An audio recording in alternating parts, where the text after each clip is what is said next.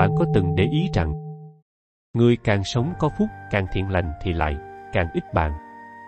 Nghe thật nghịch lý, phải không?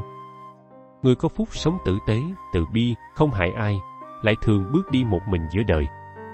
Không ồn ào, không bon chen, không cần ai công nhận. Vậy tại sao? Tại sao người có phúc không được vây quanh bởi bạn bè mà lại chọn sự tĩnh lặng? Có phải vì họ khó gần, hay vì họ cô đơn? Tôi từng nghĩ như bạn, rằng có nhiều bạn bè là dấu hiệu của hạnh phúc. Tôi từng chạy theo các cuộc gặp gỡ, các mối quan hệ xã giao.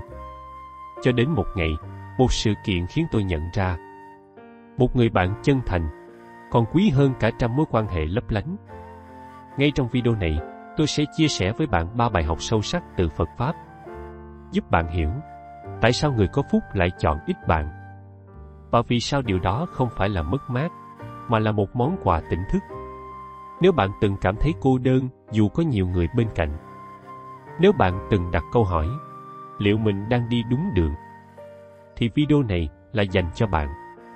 Vì đôi khi, người có phúc không cần đám đông.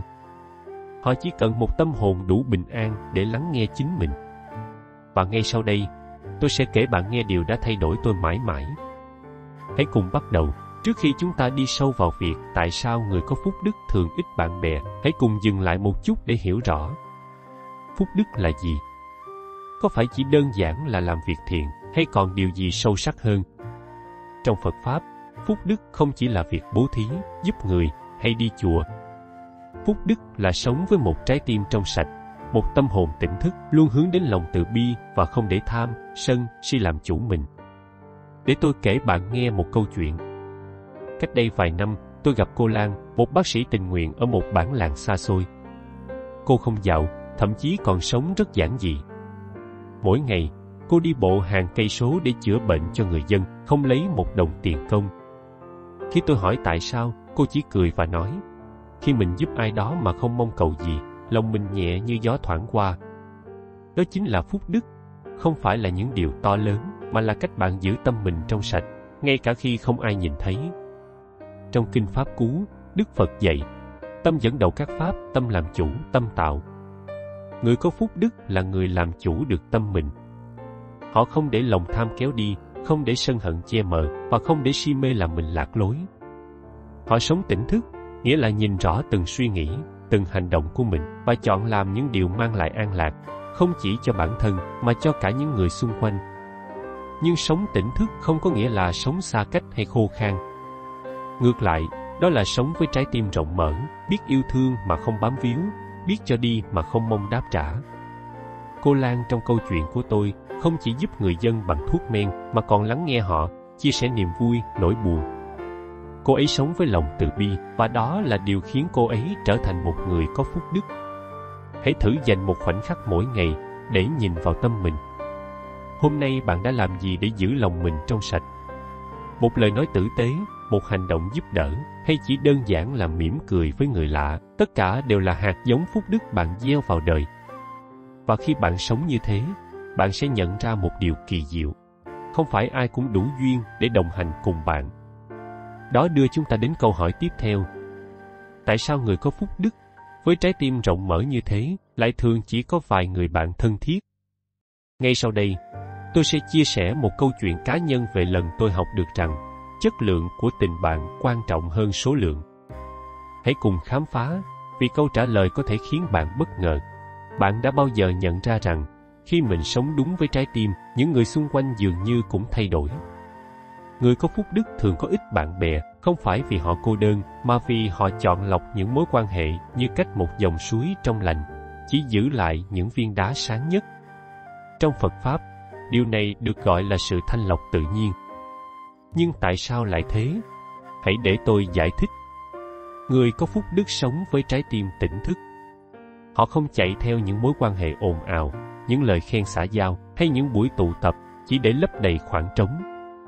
Thay vào đó, họ tìm kiếm những người bạn đồng chí hướng, những tâm hồn cùng nhịp đập, cùng hướng đến sự thiện lành và an lạc. Khi tâm bạn trở nên thanh tịnh, những mối quan hệ không phù hợp sẽ tự nhiên rời xa, như lá khô rơi khỏi cành cây vào mùa thu. Tôi muốn kể bạn nghe một câu chuyện của chính mình. Cách đây vài năm, tôi có một nhóm bạn rất đông. Chúng tôi thường tụ tập, đi ăn, đi chơi, và tôi nghĩ đó là niềm vui. Nhưng khi tôi bắt đầu thực hành thiền và sống chậm lại, tôi nhận ra những buổi gặp gỡ ấy thường chỉ là tiếng cười bề ngoài.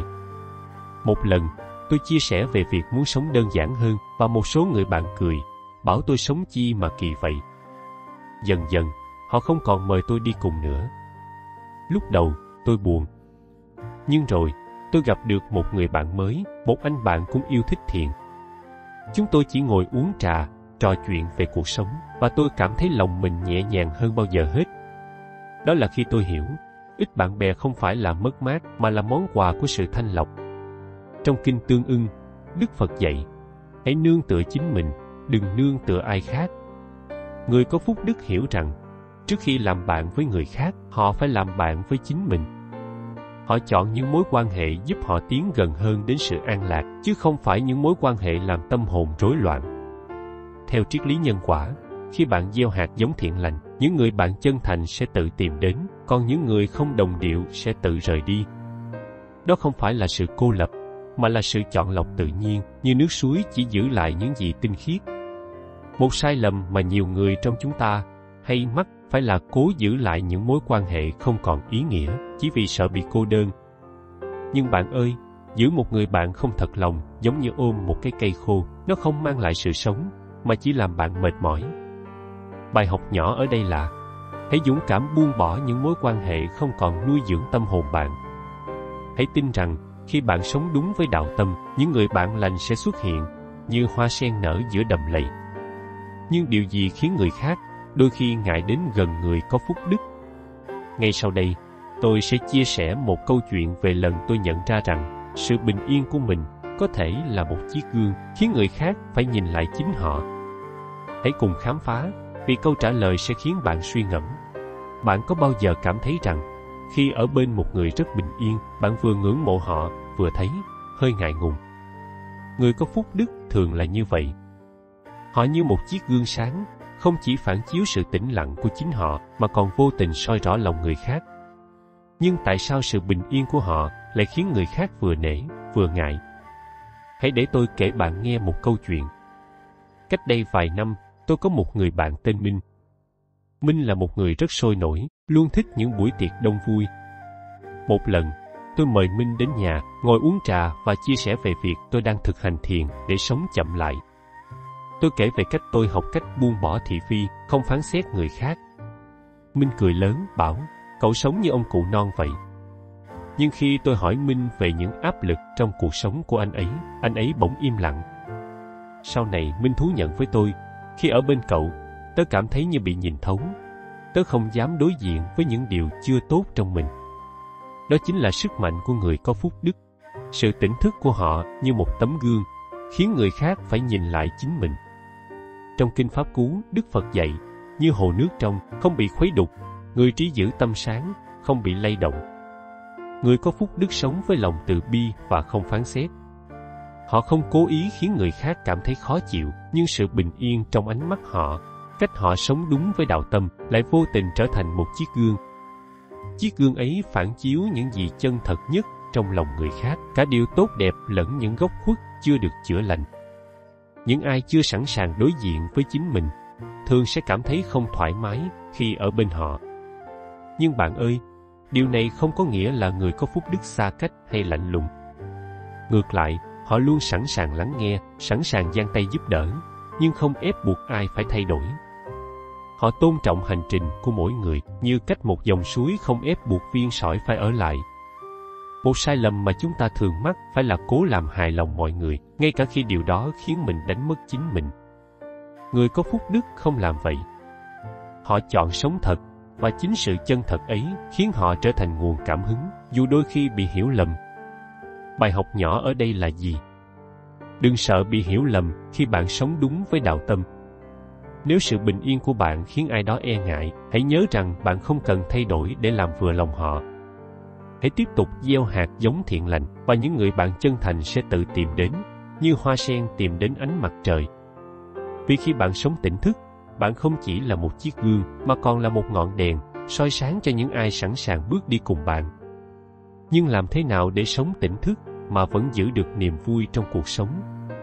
Ngay sau đây, tôi sẽ chia sẻ một câu chuyện về cách tôi tìm thấy niềm vui trong những điều giản dị nhất và tại sao điều đó lại khiến người có phúc đức khác biệt. Hãy cùng khám phá, vì câu trả lời sẽ khiến bạn muốn thay đổi cách sống ngay hôm nay. Bạn có bao giờ cảm thấy mệt mỏi vì phải chạy theo những thứ ồn ào ngoài kia? Những bữa tiệc đông người, những thông báo liên tục trên điện thoại hay những cuộc đua để chứng tỏ mình. Người có phúc đức chọn một con đường khác. Họ sống chậm, sống sâu, tìm niềm vui trong những điều giản dị nhất. Nhưng niềm vui ấy đến từ đâu và tại sao nó lại khiến họ khác biệt? Hãy để tôi chia sẻ với bạn. Trong Phật Pháp, sống chậm không phải là lười biếng mà là nghệ thuật sống tỉnh thức. Người có phúc đức không tìm hạnh phúc trong những cuộc vui chóng vánh hay những lời khen xã giao. Họ tìm thấy niềm vui trong một bữa cơm chay đạm bạc, một buổi sáng thiền định, hay chỉ đơn giản là lắng nghe tiếng gió thổi qua hàng tre. Những điều nhỏ bé ấy, khi được cảm nhận bằng trái tim tỉnh thức, trở thành nguồn an lạc sâu sắc, bền vững hơn bất kỳ ánh hào quang nào. Tôi muốn kể bạn nghe một câu chuyện của chính mình. Có thời điểm, tôi nghĩ niềm vui chỉ có trong những buổi tiệc đông người, những chuyến đi xa, hay những bức ảnh lung linh trên mạng xã hội. Nhưng rồi, một buổi sáng, tôi thử ngồi thiền bên hồ gần nhà. Chỉ 10 phút, không điện thoại, không tiếng ồn, chỉ có tiếng nước chảy và hơi thở của chính mình. Lần đầu tiên, tôi cảm nhận được sự bình an mà không cuộc vui nào từng mang lại. Từ đó, tôi bắt đầu yêu những khoảnh khắc giản dị. Một tách trà nóng, một cuộc trò chuyện chân thành với mẹ, hay chỉ là ngắm mây trôi trên bầu trời. Chính những điều nhỏ bé ấy đã nuôi dưỡng tâm hồn tôi. Trong Kinh Pháp Cú, Đức Phật dạy, hạnh phúc thật sự là khi tâm không còn dao động. Người có phúc đức hiểu rằng, niềm vui không nằm ở những thứ bên ngoài, mà ở cách họ nhìn thế giới. Trong khi người đời chạy theo những cuộc vui chóng tàn, họ chọn sống chậm để cảm nhận sâu. Một bữa cơm chay không chỉ là đồ ăn, mà là lòng biết ơn với đất trời. Một buổi thiền không chỉ là ngồi yên, mà là trở về với chính mình. Chính sự giản dị ấy làm họ khác biệt, nhưng cũng khiến họ khó hòa nhập với những ai quen sống vội, quen chạy theo cái hào nhoáng. Một sai lầm mà chúng ta thường mắc phải là nghĩ rằng hạnh phúc phải to lớn, phải ồn ào. Nhưng bạn ơi, nếu bạn cứ chạy theo những thứ phù phiếm, bạn sẽ mãi thấy thiếu thốn. Bài học nhỏ ở đây, hãy thử dành 10 phút mỗi ngày để sống chậm. Ngồi xuống, tắt điện thoại, hít thở sâu, cảm nhận một khoảnh khắc giản dị như nhâm nhi một tách trà hay ngắm hoàng hôn. Bạn sẽ thấy niềm vui thật sự không cần phải tìm đâu xa. Nhưng liệu sống chậm, sống sâu có khiến bạn bị cô lập khỏi thế giới? Ngay sau đây, tôi sẽ chia sẻ một câu chuyện về sai lầm lớn nhất mà tôi từng mắc phải khi cố giữ những mối quan hệ không còn ý nghĩa, và bài học đã giúp tôi tìm lại sự an lạc. Hãy cùng khám phá, vì câu trả lời có thể thay đổi cách bạn nhìn về tình bạn. Bạn có bao giờ cảm thấy mệt mỏi vì cố gắng làm hài lòng tất cả mọi người? Hay từng nghĩ rằng càng có nhiều bạn bè, bạn sẽ càng hạnh phúc? Đó là một sai lầm mà hầu hết chúng ta đều từng mắc phải. Chạy theo số lượng bạn bè để rồi nhận ra mình vẫn cô đơn giữa đám đông. Hôm nay, hãy cùng tôi khám phá tại sao việc này lại là một cái bẫy và người có phúc đức đã tránh nó như thế nào. Tôi muốn kể bạn nghe câu chuyện về một người bạn của tôi, tên là Hùng. Hùng từng rất tự hào vì có hơn 500 người theo dõi trên mạng xã hội. Anh ấy luôn xuất hiện trong những buổi tiệc, luôn trả lời mọi tin nhắn, luôn cố gắng để mọi người yêu quý mình. Nhưng một ngày, khi công việc của Hùng gặp khó khăn, anh ấy nhận ra không ai trong số 500 người bạn đó thực sự ở bên. Anh ấy tâm sự với tôi, tớ đã dành bao nhiêu thời gian để kết bạn, nhưng khi cần một người lắng nghe, tớ chỉ thấy trống rỗng. Đó là lúc Hùng nhận ra, số lượng bạn bè không làm nên hạnh phúc, mà chính chất lượng mới là điều quan trọng. Trong Kinh Pháp Cú, Đức Phật dạy, bạn lành là người giúp bạn tiến gần đến giác ngộ. Theo triết lý Phật Pháp, một người bạn chân thành, dù chỉ là một người, còn quý giá hơn hàng trăm mối quan hệ bề mặt. Người có phúc đức hiểu điều này. Họ không chạy theo số lượng bạn bè để chứng tỏ giá trị bản thân.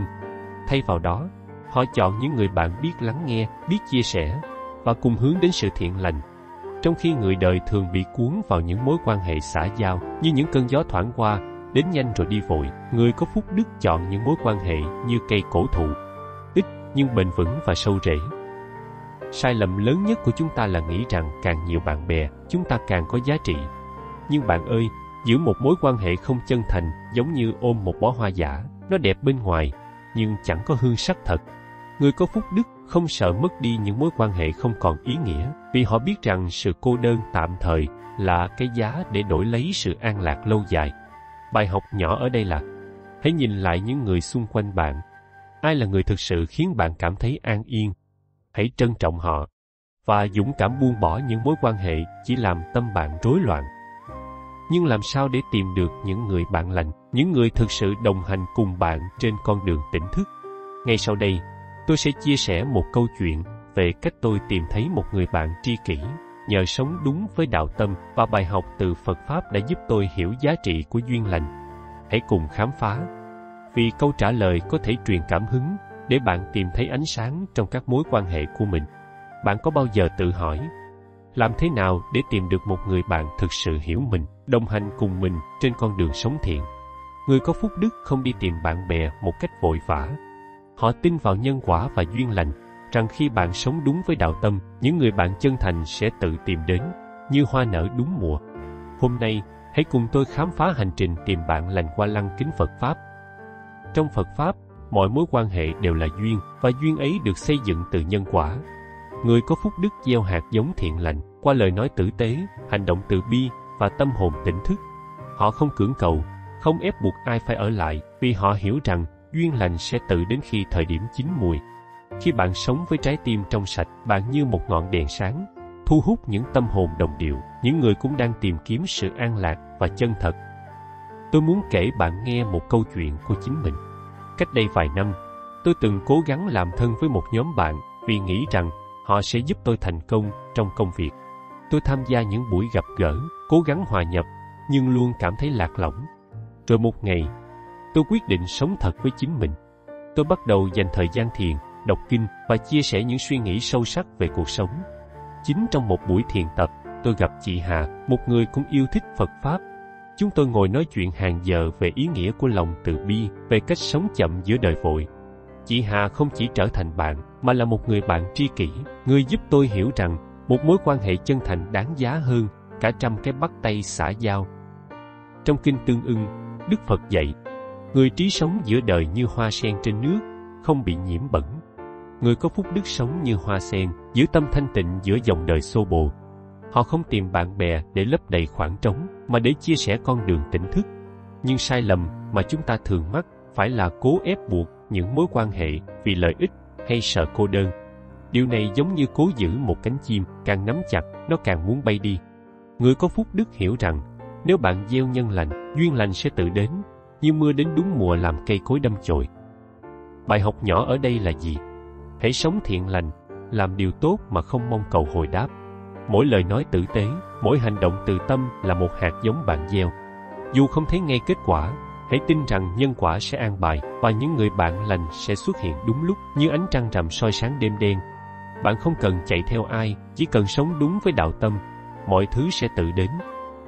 Nhưng điều gì làm nên một người có phúc đức thực sự, một người không chỉ tìm được bạn lành, mà còn sống một đời đủ đầy từ bên trong? Ngay sau đây, tôi sẽ chia sẻ câu chuyện về một thiền sư đã truyền cảm hứng cho tôi, cùng 3 bài học thực tiễn để bạn có thể sống phúc đức ngày hôm nay. Hãy cùng khám phá, vì đây sẽ là phần kết đầy cảm hứng của hành trình này. Chúng ta đã cùng nhau đi qua một hành trình dài, khám phá tại sao người có phúc đức thường ít bạn bè. Nhưng bạn ơi, ít bạn bè không phải là cô đơn. Người có phúc đức chọn sống tỉnh thức, thanh tịnh và đủ đầy từ bên trong. Họ không cần đám đông để cảm thấy giá trị, vì họ đã tìm thấy ánh sáng trong chính tâm hồn mình. Và đó chính là món quà lớn nhất của một đời sống phúc đức. Hãy nghĩ về thiền sư Thích Nhất Hạnh, một người từng sống một mình trong rừng để tu tập. Ông không cần nhiều bạn bè, nhưng sự tĩnh lặng của ông đã truyền cảm hứng cho hàng triệu người trên thế giới. Ít bạn bè không có nghĩa là ít giá trị. Ngược lại, đó là dấu hiệu của một tâm hồn đã học cách làm bạn với chính mình, sống đúng với đạo tâm và gieo hạt giống thiện lành cho đời. Trong Kinh Pháp Cú, Đức Phật dạy, người chiến thắng bản thân là chiến binh mạnh nhất. Người có phúc đức không cần chiến thắng ai ngoài kia. Họ chiến thắng chính mình, vượt qua tham, sân, si, vượt qua những cám dỗ của danh lợi, để giữ tâm hồn trong sạch. Và khi tâm đã đủ đầy, họ không cần dựa vào số lượng bạn bè để cảm thấy hạnh phúc. Một người bạn tri kỷ, một mối quan hệ chân thành là đủ để làm sáng cả một hành trình. Vậy, Làm sao để bạn có thể sống phúc đức ngay hôm nay? Tôi muốn chia sẻ 3 bài học nhỏ, bạn có thể bắt đầu ngay. 1. Hãy dành 5 phút mỗi ngày để thiền, để lắng nghe hơi thở và trở về với chính mình. 2. Nói một lời tử tế với ai đó, một lời khen chân thành, một câu an ủi, có thể thay đổi cả ngày của họ. 3. Dũng cảm buông bỏ những mối quan hệ không còn nuôi dưỡng tâm hồn bạn. Những bước nhỏ này sẽ dẫn bạn đến một cuộc sống an lạc, đúng như tinh thần Phật Pháp. Bạn ơi, nếu bạn thấy những chia sẻ hôm nay chạm đến trái tim mình, hãy thử áp dụng một trong 3 bài học này và cảm nhận sự thay đổi. Và nếu bạn muốn tiếp tục hành trình sống tỉnh thức, tìm bạn lành và khám phá bí mật của một đời an lạc, hãy để lại bình luận ngay bây giờ. Chia sẻ câu chuyện của bạn, bạn đã từng buông bỏ một mối quan hệ để tìm bình an chưa? Hoặc nhấn nút đăng ký kênh để không bỏ lỡ video tiếp theo, nơi tôi sẽ tiết lộ cách sống tỉnh thức giữa dòng đời hối hả.